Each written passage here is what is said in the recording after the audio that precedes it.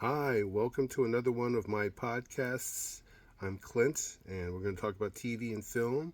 This being the end of February for 2025, we're going to talk about some movie news, upcoming films, and mostly get into the Oscar predictions, which are this weekend. And some movie news we're going to talk about. We're going to keep everything under 10 minutes, of course. Uh, One Battle After Another is a film coming up from Paul Thomas Anderson and features Leonardo DiCaprio and Sean Penn. It has some serious drama, some funny moments apparently, and an incredible car chase, which is rare for someone like Paul Thomas Anderson. The budget from Warner Brothers on this film is over $100 million. It's rumored to be as high as $175 million. Whether or not they can make that back is questionable, especially coming from a studio like Warner Brothers, which in the past couple years has been very tight-fisted on movie budgets. So we'll see how that turns out. Maybe this is something that's unique and can break out of that doldrum of making over $100 million for someone who's known as an auteur. We have a film called Dog Stars, a thriller from Ridley Scott that stars Margaret Qualley, Guy Pearce, Josh Brolin, and Jacob Elordi. So that should be out probably by the end of this year. Akiva Goldsman, the Oscar-winning screenwriter of A Beautiful Mind, and who has rebooted much of science fiction on TV and film, including various versions of Star Trek and the TV show Fringe. He is reportedly rumored to reboot some classic Irwin Allen TV shows like The Time Tunnel, Land of the Giants, and Voyage to the Bottom of the Sea. So we'll see how those things turn out as well. Now, we do have a quick movie review on a Brazilian film called I'm Still Here, true story based on the oppressive police regime in Brazil in the 1970s. It features a great performance by Fernanda Torres, who could win Best Actress at the Oscars this year, and could actually also win Best International Film, in my opinion.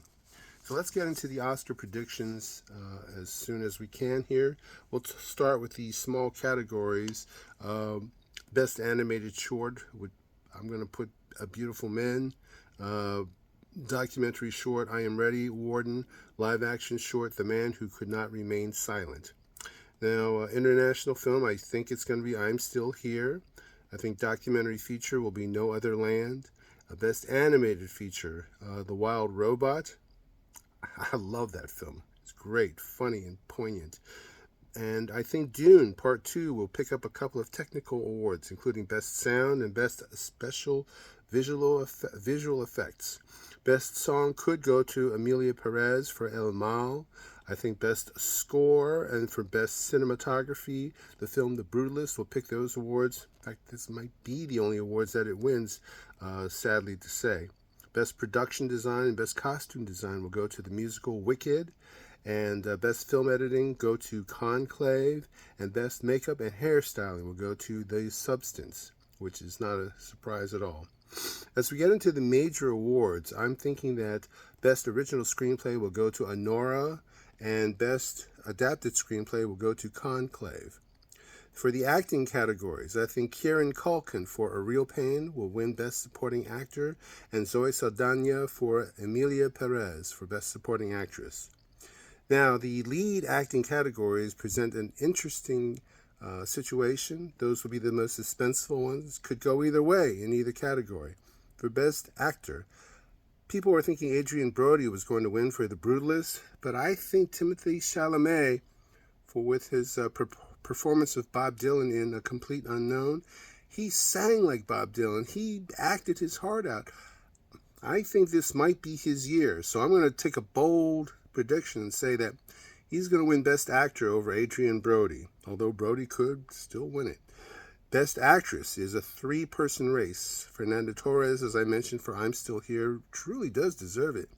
There is a strong groundswell for Demi Moore in The Substance. She may very well win this award outright. But in my heart, I love Mikey Madison for Anora. So to me, I am hoping for Madison, but I think Moore just might win this over everyone. That's just how I see things playing out.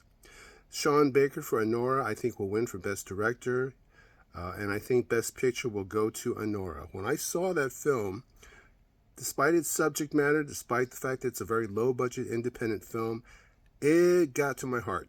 And any film that can get to your heart, like Coda, has a very strong chance of winning Best Picture of the Year. Well, anyway, that's how I see it. The awards are this weekend, Sunday evening, on ABC with Conan O'Brien hosting. I hope you find a movie that you like. I'm going to try to catch up on some written movie reviews that I've been really slacking on. And I hope you all have a great time at the movies and at the Oscars. Until then, everybody, please stay safe.